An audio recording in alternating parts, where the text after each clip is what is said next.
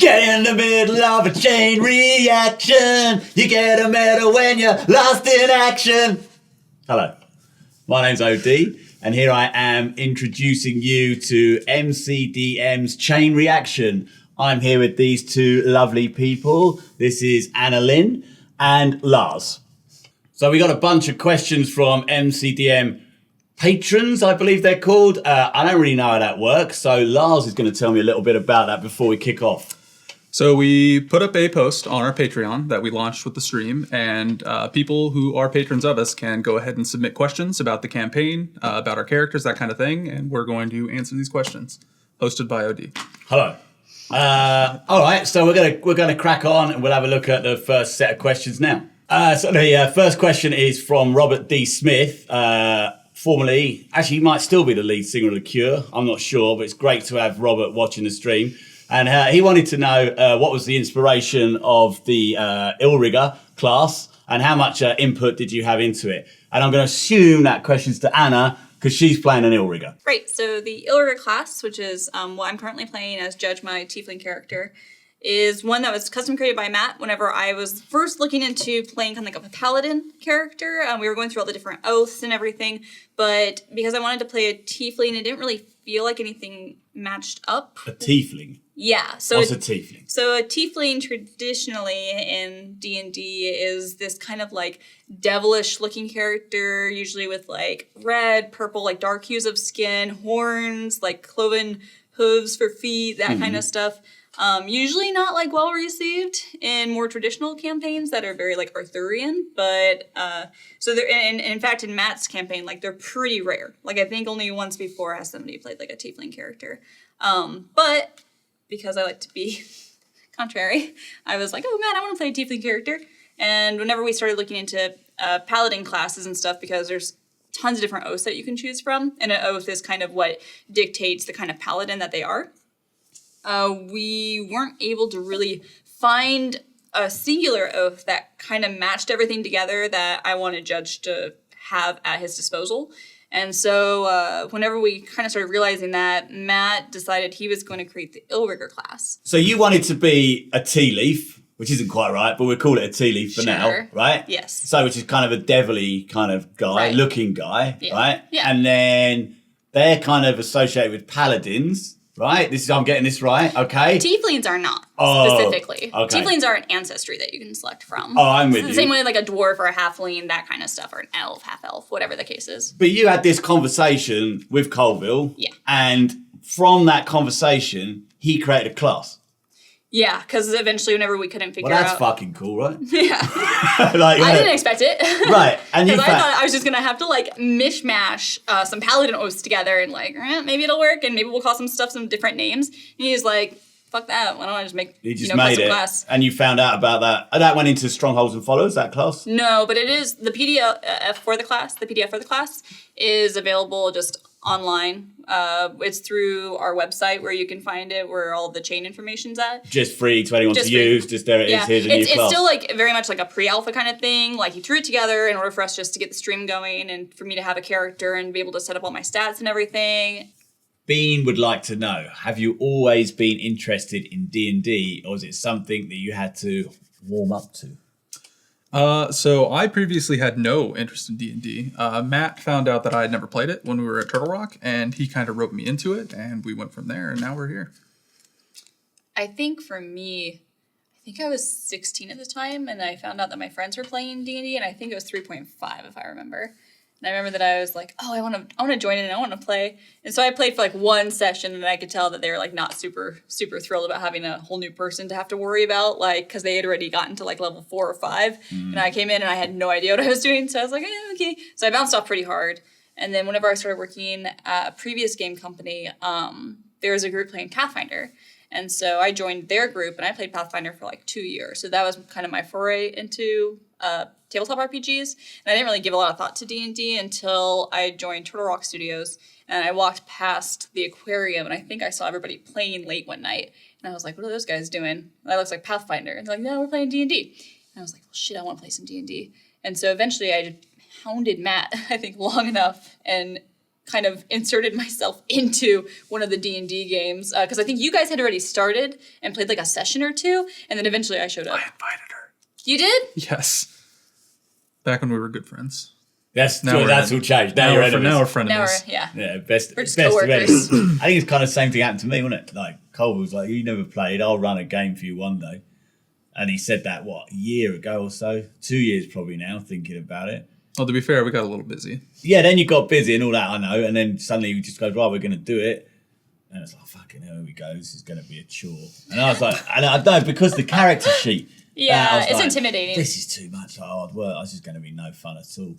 And then we all sat around a table, and then he just went bang, right? And then he started doing it. And we're like, fuck, we're in it now, off we go. And then it's like, well, I'm in now, let's just see how it goes. It's like, and it was a lot of fun, I really enjoyed it. I think More than in, you hound everybody to play now. yeah, well, I Yes. enjoyed it. And yeah, well, I mean, the group we're with is a bit of a pain in the arse to organise, right? As I guess it seems to be Super the classic. common thing with loads of D&D groups. Yeah, right? yeah. Just Matt had to hire his friends basically to play D&D with them Right. to have a consistent schedule. Jackson Anderson wants to know, what are the biggest differences between this, the MCDM campaign, and the campaign you played while we were at Turtle Rock Studios? So the previous campaign was really open-ended.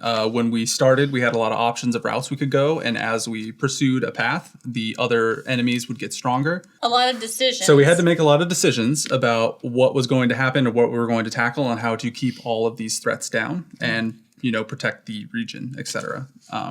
When you say paths, like multiple choice, literally like you can go this way through a forest, this way through a cave, this way through Yeah, a think of it like swimming a pool. video game RPG where you come up and there's 3 paths you can go down. You're going to go for, in our case, Calrell the Vile or Lareth the Beautiful or Bonebreaker Doricor, and we chose to go after Calrell the Vile.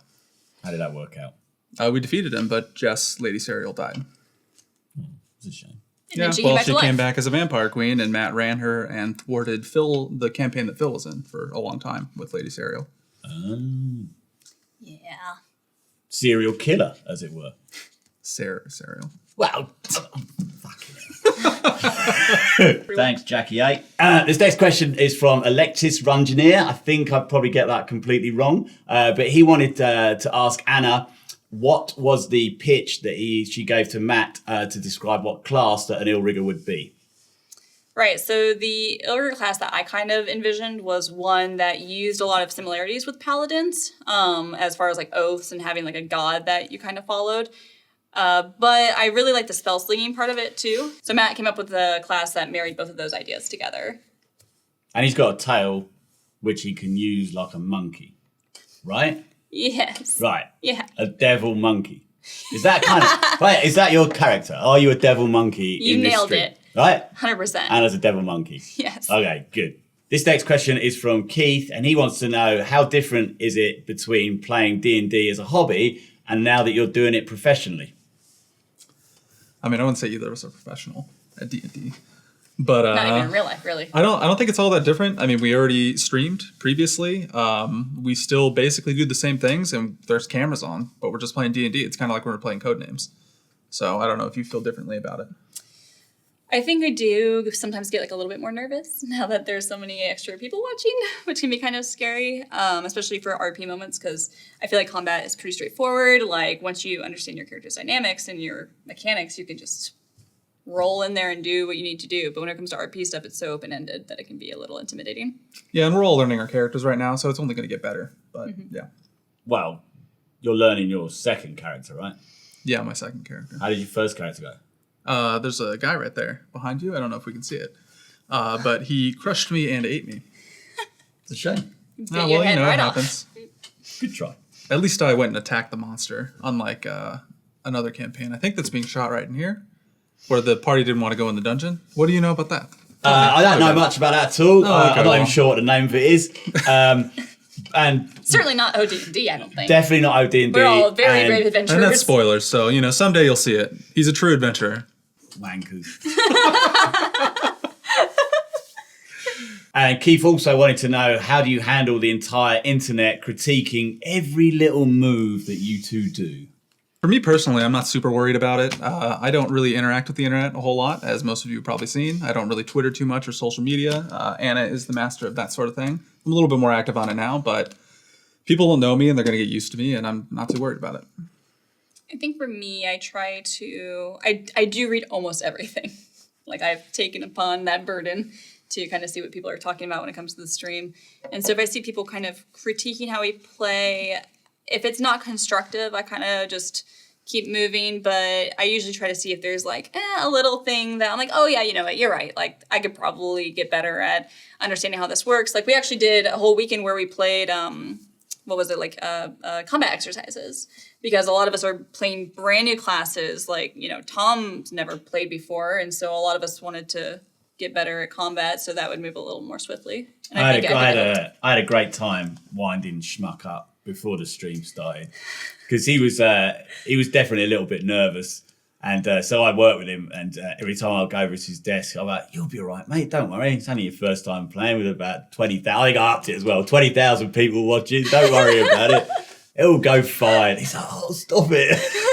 Yeah, right. He was probably doing the old sweat thing. But I think he's doing all right. Jill has a question for Lars, and she wants to know, do you think you're ever going to see the commander again? And what will Matt do with him?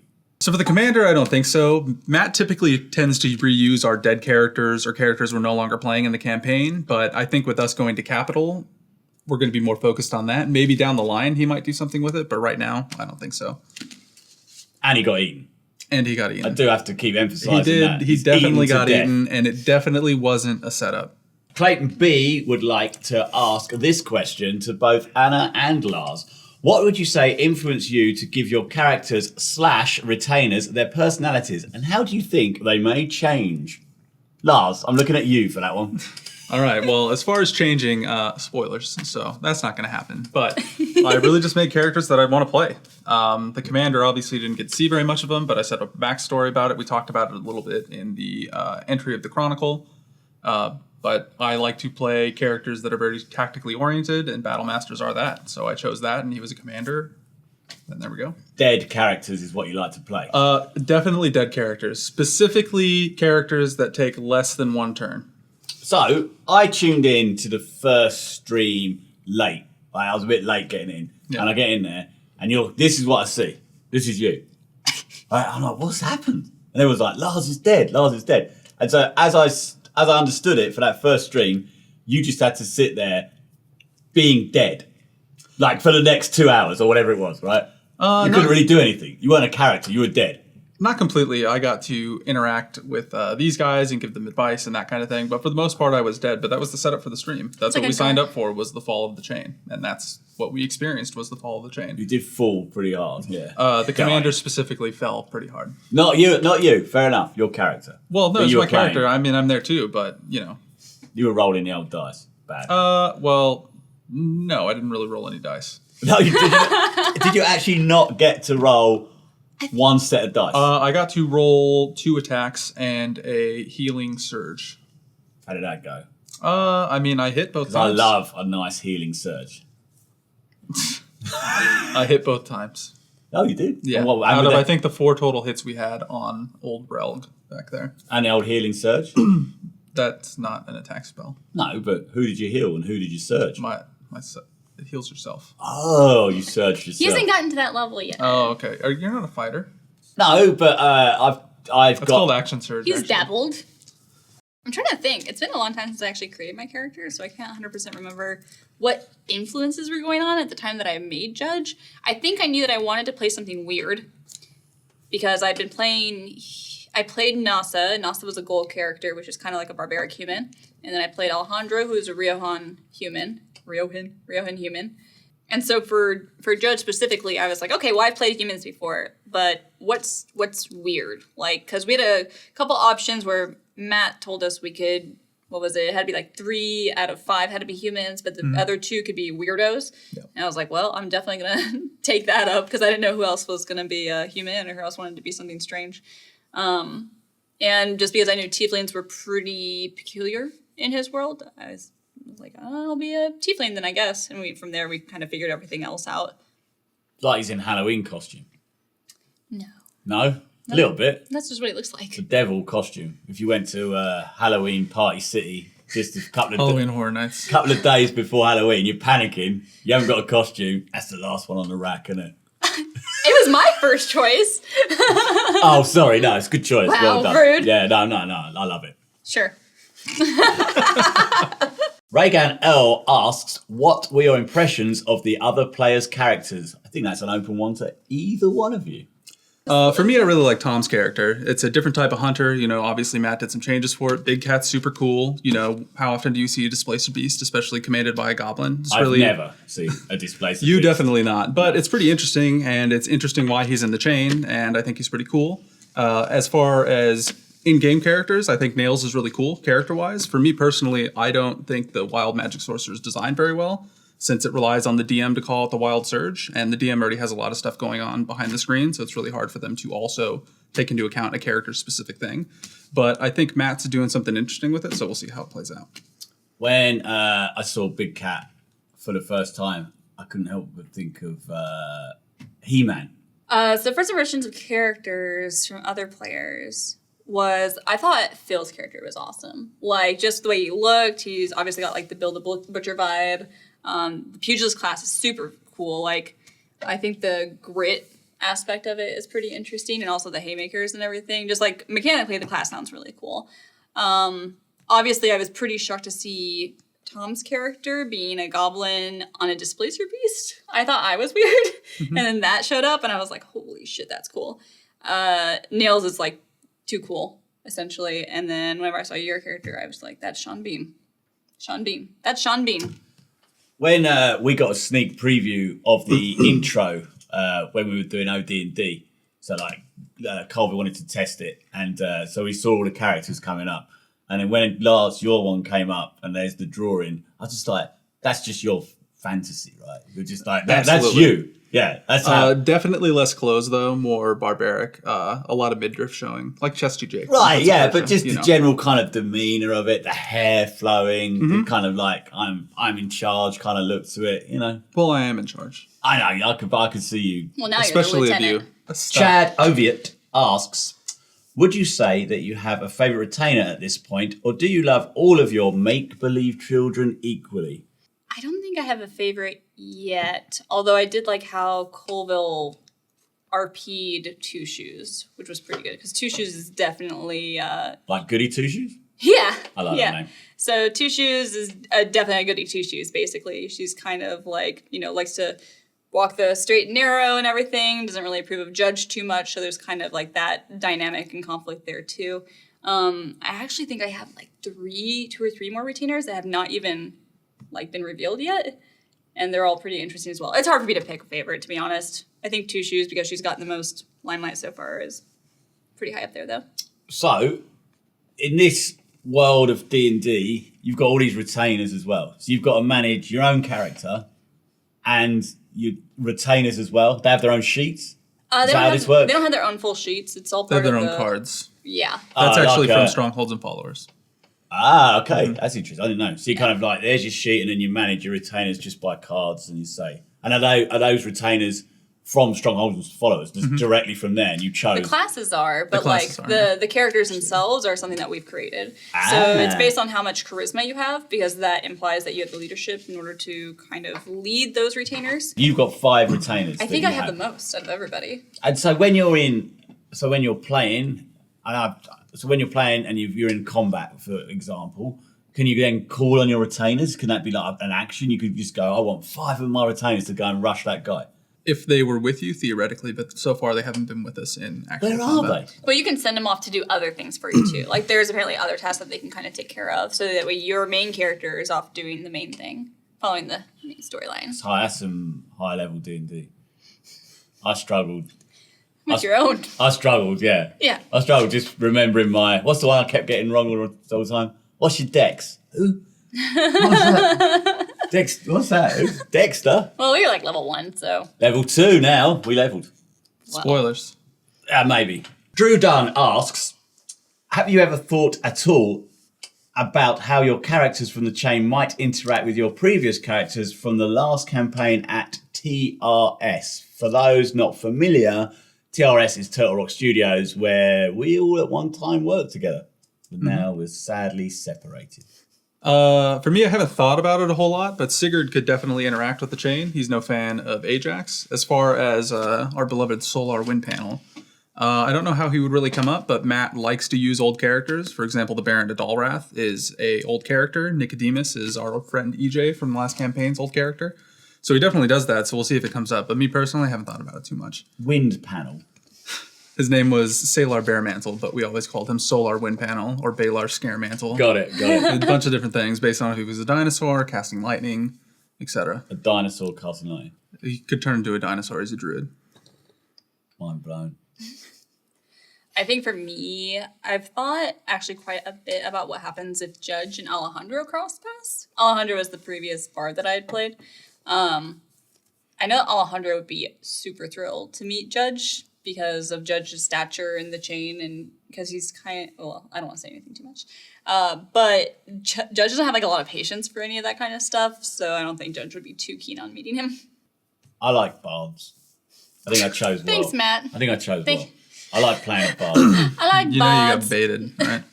I know. You got baited. Yeah, I think he did, right? Because he was No, like, no, you you shouldn't play that. That's You like a... absolutely got baited. And I'm like, I'm doing it now. You got baited. He wanted you to play bard, and you're a bard. I love being a bard. Well, I'm glad you love it, but you got baited. I don't want to die. Well, She's a you're never bard. going to die if you never go on an adventure. You can talk to Wes about that. Do you create intricate backstories for your characters, or do you sketch out some basic ideas and let characters evolve as you play them? And that was a question asked by Jason to either one of you. But you know what? I know who loves a backstory, so I think we're going to let Anna answer this one first. Thanks, OD. So for Judge, I basically wrote out like a chapter from like a book of what happened to him for his backstory. In the past, I'd done like bullet point lists and everything, but what I found with bullet point lists is I tend to get like a little too crazy. Like I think Nasa had like 100 different bullet points for weird character quirks that she had. And then whenever I actually started playing, I was like, there's no possible way I can introduce all of these. Like she'd be weird. But a chapter is still quite a lot of writing. Yeah, but you know, once you get into it, like it just kind of... How much did you write? How many pages? like 3 Google Doc pages. 3 Google... okay. So it's not a lot. That's bad. Yeah. But the smallest font you could do, right? Yes. 6.5. Right. So it's a Yeah. lot of writing. Well, yeah. Yeah. Can you reveal anything juicy about his backstory that wouldn't give away too many spoilers? A little secret tidbit? I don't think I should. I tried. For me, it depends on the level of the character. The higher level obviously need to have more that they've done in the past to kind of get them to that point. For King, for example, I had a kind of base storyline that he followed to kind of to get to where he is. But for me, I really like to interact with the world that the DM's presenting and kind of let the story build from there and kind of choose directions based on that as far as character development goes. I think as for myself as a novice player, something I didn't even think about backstory at all. It was more like None? not so much really. Like it was more when a little bit when you're doing the character sheet, like oh, what was my past? I was a criminal, but that was it, right? And then Well, you and Jason figured out something right, cool. we come out with something cool for it in the end, but yeah, it's more like it was so much. Here's a sheet, you got to do all this stuff. Like, oh god, I can't think about a character. But then I guess you guys, because you were preparing for the stream, you had a lot more time to like. I guess what was the word I could use here? Percolate your characters, right? Like a good coffee. Percolate your coffee, right? But you spend time with them, right? You see what I mean? Yeah. At level 1, you don't really need to have a huge backstory because you're going to be going through the adventure, and that's kind of your character's That's bullshit. experience. Have as much backstory as you want. Have all the backstory. Especially for a new player, you can come to the table with your character. You don't have to spend 2 years doing it, and you can figure out what you want to do in the world. Right, Like and I a level didn't- 1 person is basically just, you know, kind of a common person in the world. They haven't done anything. They don't have any great feats that they've achieved. You're level 1. At level 3, you've kind of made a name for yourself a little bit, and you move on from there. But Anna, she thought quite a bit about, I won't say too much, but quite a bit about her character that we did in OD&D. She would come out with stuff like, oh, well, so-and-so would do this or so-and-so would do that. It was kind of like, oh, she's thought about this a bit more. Whereas I'd be like, ugh. Well, she's also been playing for 3+ years now. So I guess, yeah, that's true. Yeah, that's just D&D. I've played for 3 minutes. It's about average. No, actually, in D&D World time, I played for 3 days, I think, right? If you see what I mean. Yeah, like I think we did 3 nights. 3 sessions. Right, I think we did 3 nights. Yeah. That's all I've done so far. Yep. But I got there. Slurp EE wants to know, what non-combat situation are you most excited for your character to play? For Judge, it's definitely getting off the boat and into Capital. We learned a lot in the last session about what the dock situation is like there, how it's run by one of the guilds, and how the city of Capital is broken up into noble houses that run it, and then also guilds that run other aspects of it. And they even mentioned things like maybe like a propaganda newspaper and stuff. All that seems super interesting to Judge because he has such a high charisma that he can kind of navigate those RP situations a little more fluidly than other characters, I think. You gotta get there, right? Yeah. Right now we're somewhere weird. I'm not sure when this will go out, but last time I saw, it was all a bit. You went through a maelstrom, and old Tommy Schmuck's got silver eyes, and he's unconscious. Yeah. You're in trouble. Things aren't going so hot. But we're adventuring. Yes. This next question Great. comes from Brian Korth, who does seem to have a little bit of a Game of Thrones kind of sound to his name. That's Thrones, Frones, right? So I'm going to do it like that. That's Brian Korth. How did you all come up with the retainers' names, backstories, etc.? So for each of us, our retainers were based on our charisma modifier. So for the commander at the time, I had 1. So I really just spent time thinking about who the commander would recruit into the chain, why they would recruit them, that kind of thing, and then made king that way. Anna had a +5, so she had a lot more to make. So she can talk about that. Just basically pulled them all out of my ass. Sounds about right. If you read the little sheet that I was given, there was a lot of garbage on there. Yeah, a lot. And I hope you all love them. It actually makes it. Fortunately, it's not on the cards, and she berates me about it constantly. Shouldn't have made a skinwalker. Putting skinwalkers out of your ass. These retainers are just like in your command, right? Yes and no. They're junior officers of the chain, so they're going to go and do their responsibilities for the chain. Right. But it seems to be that it's less like they're under our control directly. But they are options if our characters die, people that we can switch over to because we spent some time on them. We might like them a lot. You know, I know Schmuck, for example, really likes boots. Mm-hmm. If Judge dies, I'm not taking over any of my retainers. Oh, you should take over Two Shoes. No. Why not? Because I have a whole other character figured out. I can't understand it. She should take over plus Two I'm Shoes worried. because a paladin would be way better. I'm also I'm really worried that Matt's going to kill my retainers. Who's going to kill your retainer? Matt. Oh. The DM. Chris Franklin wants to know, do your characters have shocking secrets? Yes. Nate Finch would like to know, since the chain was no one's first pick as a campaign, which campaigns did you choose as your first pick? For me, I chose it was called the Wards of the Last Emperor. And that was one where we were going to be able to travel like all across the different lands in Matt's world and look for like legendary items or legendary artifacts of some kind and then eventually become like gods. And I was like, that's cool. I want to do that. Because a lot of our previous campaign at the time had been slogging through the Underdark and it got tedious after a while for me. And and at the end of that campaign, you could be a god.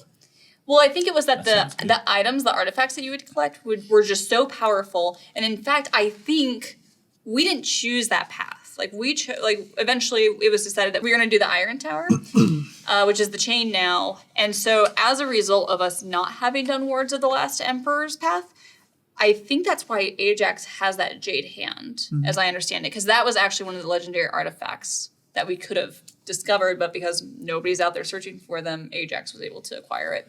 Which was your first choice? I actually picked the same one, so I don't know if it's worth. I mean, I guess I can say That's interesting. I can say my piece on it. And it's interesting you both picked the same one. So that was we two. like never agree. So that was two. Two of you picked one, and then so I assume the other 3 players in the game all picked different ones. The Iron Tower was most people's second choice, but because it was kind of a ranked choice voting sort of thing. But I was saying because I thought if you two both voted for one and these 3 picked one each, you should have won. Mm-hmm. Right? First past the post. Well, we're not the DM. That's true. I picked Wards of the Last Emperor because Matt has a lot of different unique settings in his world, and that whole plot line was about going to those different settings, finding these hidden artifacts, and collecting them to defeat, hopefully, Ajax in that as well. And that just seemed really cool because there's a lot of cool set pieces there. And at the time, you hadn't read Black Company yet, because I don't think I had read it either. I had not. I was actually really turned off by the whole in the city thing because the only reference I had to RPG in a city was Dragon Age 2, which I didn't enjoy. Obviously, it's a video game, not an RPG. But after going through the first 3 Black Company books, this would have been much higher on the list. Black Company? So Black Company is the book by Glenn Cook that a lot of this campaign takes inspiration from for Matt. Like, I think it's one of Matt's favorite book series. And he gave it actually out to, I think, all the players, the trilogy, for us to read through so we kind of understood what we were getting ourselves into. Now I know. Sierra Rocks would like to know, it seems strange that a devotee of Asmodeus would run around with a fairly good group like this. What drew Judge to the chain? Well, I don't think that the chain is particularly good or evil. They're just a mercenary company. They just take contracts from whoever it is that needs something done. Kind of a bit evil. They'd do anything for money, right?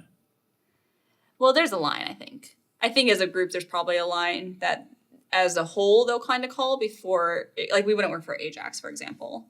Like, well, and that might be because we know that if we were to take up that one work's offer to work for Ajax, that he was going to slaughter all of us, and we're like, nah, no thanks. Right, and he'd just eaten your mate earlier, hadn't he? Well, that was Relg. Then whenever we got onto the boat on the last session, there was a orc or a half-orc captain there, and he was trying to negotiate with us and trying to encourage us to have the chain join Ajax's legions, and that we'd all be treated very well, except for obviously like the captains and all the senior officers would be probably executed. It was a trick. You think it was a trick? I don't think it was a trick. I just don't think it wasn't. It didn't seem like it was in our best interest at the time to join Ajax. And I think a lot of us have a lot of good reasons at that point not to join him. That could have been a massive diversion though, right? Right there, you could have just part of me wanted to do it because I wanted to see what Matt would do. It's like the bit in Empire Strikes Back, right? Where Vader's like this. He's like, join me, together we can rule the galaxy as father and son. And I've always thought, if I was Luke Skywalker in that situation, I was like, fucking hell, yeah, all right then. Who's going to stop us two? Darth Vader and Luke Skywalker. I learned a lot about you just now. Right, like a shot I would have been there. Yeah, even before you Come finish on, Dad, let's go and fuck it up. A whole different series. Right, yeah, that's it. Ruling. We Big want to have crown. Kylo Ren. Kick the Emperor out. Here we go. Done. Fair enough. As far as for why would Judge join the chain? He was definitely in a pretty hot spot in Alloy whenever that city got sacked. And the chain happened to be there, and he basically just followed them on the way out. City got what? Sacked, did you say? Mm-hmm. Like ransacked? Yeah, it was invaded and taken over. Is this backstory stuff or stuff that they've already revealed? We've kind of chatted a little bit about it. Like, we've chatted about the fact that the chain was an alloy at some point in service to the lady. I think she's the Lady of Brass. But they were in service to her, and they went with her across multiple different planes on different campaigns, essentially, before they came back to Alloy, and that's whenever they realized that the Azure and some other folks had essentially invaded the city, and they were destroying everything and like putting everything under like this dictatorship. So you had to get out. So yeah, the chain basically saw it as a losing situation, and they're like, all right, we gotta get the fuck out of here. And Judge had his own shit happening at the same time, and then a lot of the tiefling population in Alloy, which was a big portion of it, they were fleeing, and they actually have fled to Capital, which maybe we'll get to see some of that. I'm not sure. Hopefully we can, because I think it'd be super cool for Judge to meet up with some other tieflings. But Judge kind of saw, joining up with the chain as his ticket to get out of town. Some of Anna's answers were so long, I almost fell asleep. But to keep myself awake, I just went out and got a quick haircut. Thanks all for watching the first episode of Chain Reaction, and I hope to see you again soon.